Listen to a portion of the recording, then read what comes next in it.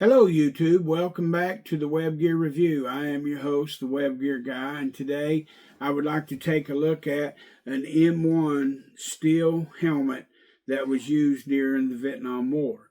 This is the helmet that the United States used all up through Vietnam up into the 70s until the time the new version of helmet come out that you see most used during the 1980s.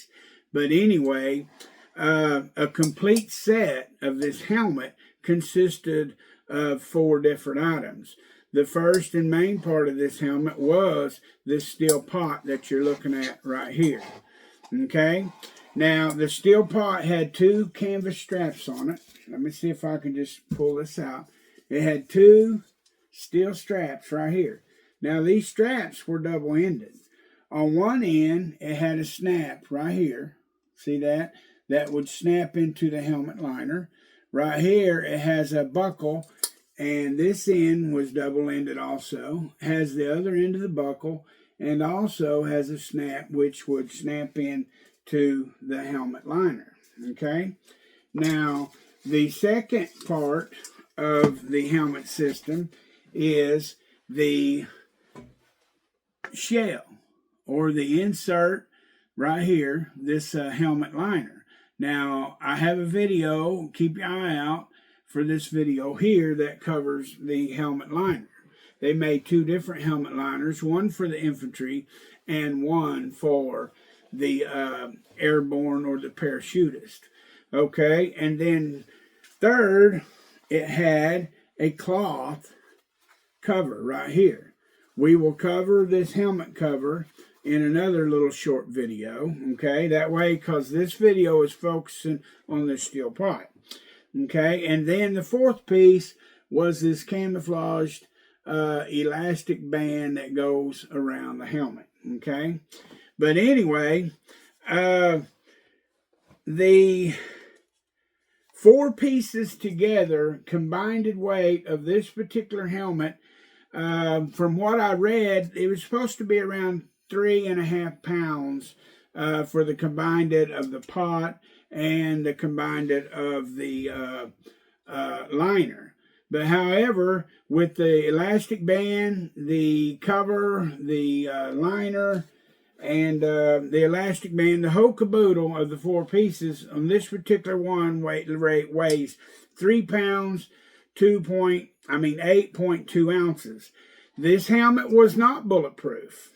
It was designed to give protection against flying shrapnel, ricocheting bullets, and flying debris thrown up by explosions in the air.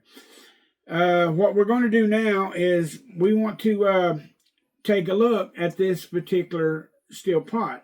Now, my oldest brother, he gave me this helmet around 1975. This here is what started me getting interested in collection this kind of stuff. I dragged this old helmet and wore it all over the hills of Arkansas, playing army back in the woods and the sticks and the hollers when I was a kid. I've had this helmet for, as the time of this video, for 50 years. I've packed this helmet around since I was a kid. It actually belonged to a family friend of ours, which was a good friend of my oldest brother. His name was Greg Hillian. He was a paratrooper, and he lived in Springdale, Arkansas years ago. But anyway, he passed away in 2004. Now, to help identify these steel helmets, I want to show you something. These helmets have what's known as a heat stamp. I'm going to try to show you this heat stamp. I don't know if you'll be able to see it, but it's right here. I don't know. Let's see here if I can figure out a way to get that closer to the camera here. But anyway, it'll be right in this area of your helmet. But anyway, the heat stamp on this particular steel pot here is M339C1. And this is not a serial number on these helmets. It's a quality control number of the steel lot used to manufacture the helmet. However, you can use this number to decode approximate date of the manufacture of this steel pot. The heat stamp on this steel helmet indicates, by going by the numbers, that this was made by a company called McCoy Radiator and Manufacturing Company during World War II, sometime probably around 1943. And here's how the number breaks down. The M indicates McCord Radiator Manufacturing Company. The 339 is a lot number assigned to the batch of steel used to press this helmet. This heat stamp points to an early production run, most likely, from what I've read, from 1942 to 1943. And the C1 is a lift number which specifies which press made this helmet.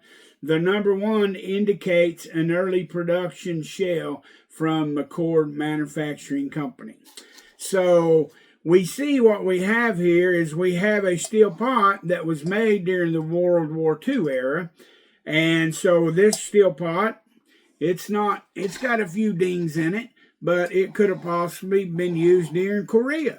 Who knows? But it was actually made, according to that heat stamp number, somewhere between 42 and around 43 of the production run. But anyway, keep your eye out for the next video on the helmet liner, and then keep an eye out for just a little quickie on the camouflage cover and the band.